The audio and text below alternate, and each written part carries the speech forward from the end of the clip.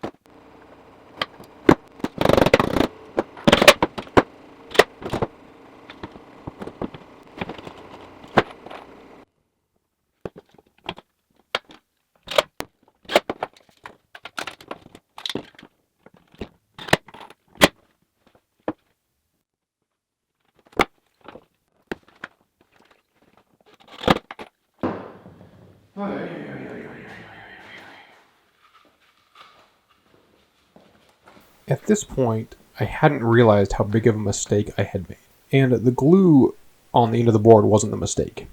If you've watched some of the previous videos, you might realize the mistake I made.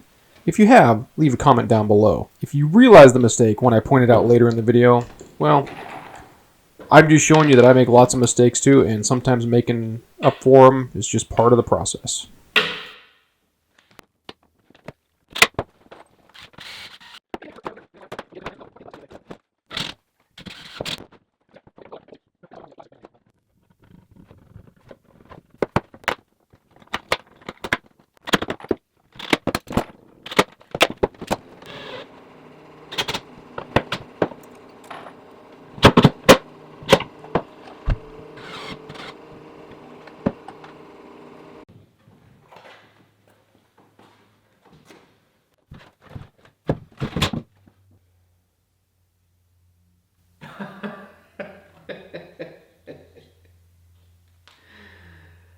Oh my God, I put it together backwards.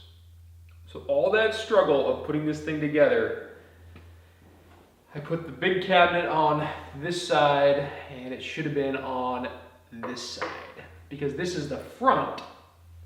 Unbelievable. I mean, just absolutely unbelievable.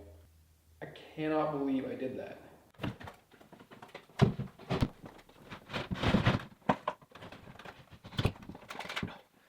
All right, there we go. Let's go set that in the trailer and see what we think.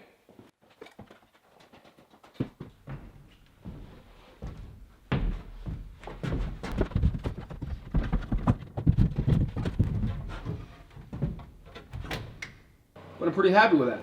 It turned out pretty well. I think it's going to make the rest of this look pretty good.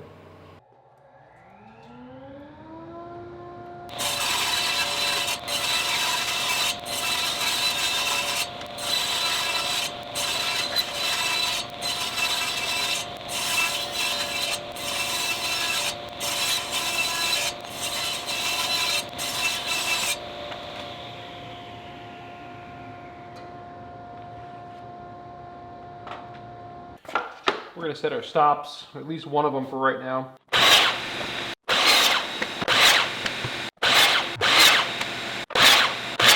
$21.5, so the other one is 20 5/8. So we'll do the same thing all over again.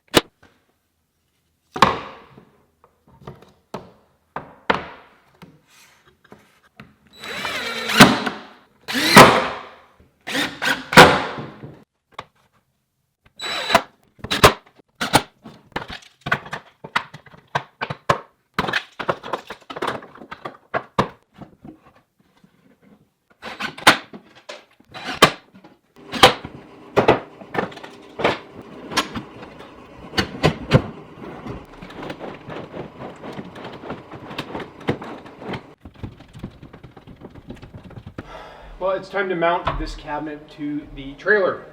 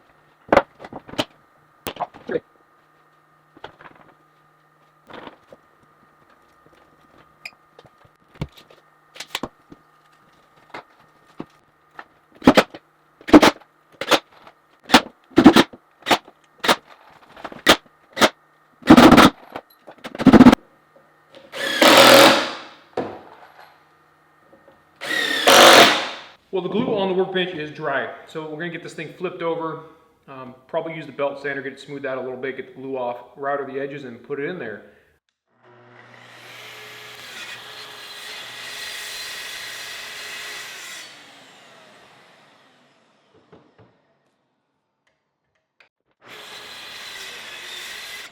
Now that we've got it cut to size, we're going to clamp it down and go ahead and run radius edge on the two sides that will face out so that they won't be as aggressive if you were to bump into them by accident.